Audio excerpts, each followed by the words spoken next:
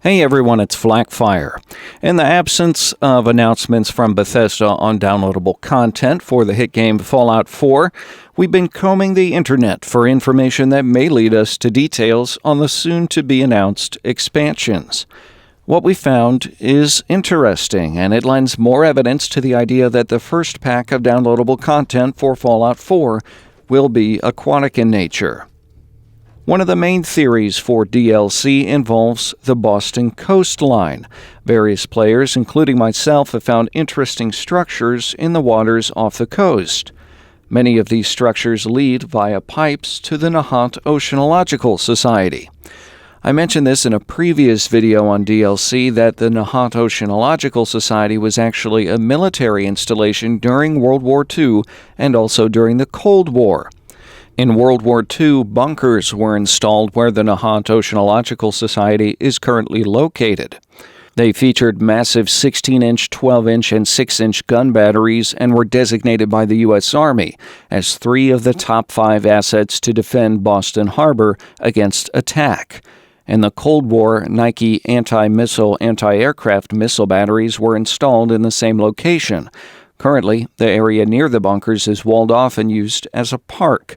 The actual bunkers themselves have been converted to marine laboratories, and the guns were removed long ago. In Fallout 4, there's no sign of the bunkers or missile sites in Nahant, Massachusetts, but the marine laboratories are there. The Commonwealth government, and Vault-Tec for that matter, has a long history in the Fallout series of covering up expenditures related to military projects, so it's possible that the installation may be much larger than meets the eye. The possibility is made even more likely in the Fallout universe because of fervent anti-communism attitude and fear-mongering. Building such a large, secret military installation would have been a high priority, and the Nahant Oceanological Society has the bones and history for it.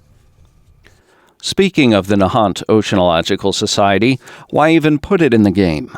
There are several other locations in Boston that would be better allocations of developer time unless they were planning a larger role for it. Inside the Society's laboratory, there are a few things that suggest there's more content to come. If you take a look around the building, not only do you see a power armor station with no apparent purpose, but there's also a machine that is clearly used to fill oxygen tanks. These point to a launching point for missions and potentially special aquatic power armor. Adding more clout to this theory is Fallout 4's concept art. When you look at concept art, it's important to remember 2 things. Number 1, these are rough ideas, and number 2, they don't always make it into the game. This is evidenced by the Institute's power armor, which looks really cool, and Mama Murphy riding a Mr. Handy, which would honestly make her way more interesting than she currently is.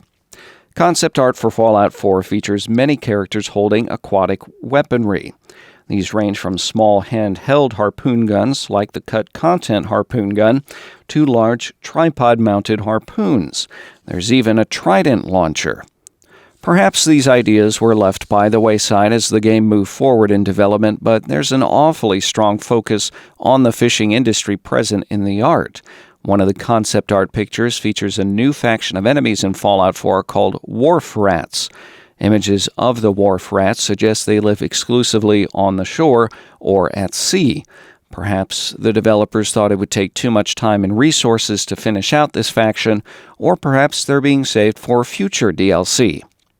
Another piece of concept art shows the lone wanderer moving through the Boston ruins in what appears to be some sort of aquatic vault suit. Now, it could be a variation of the hazmat suit, but the overall design is different. Again, it's concept art, so one never really knows. And keep in mind, these are only the images Bethesda allowed us to see.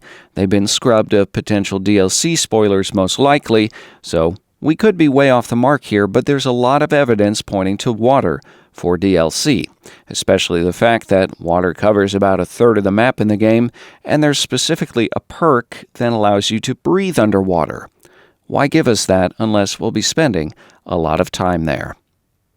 What do you think about our theories regarding DLC? Let us know in the comments, and if you like this video, subscribe. Thanks for watching.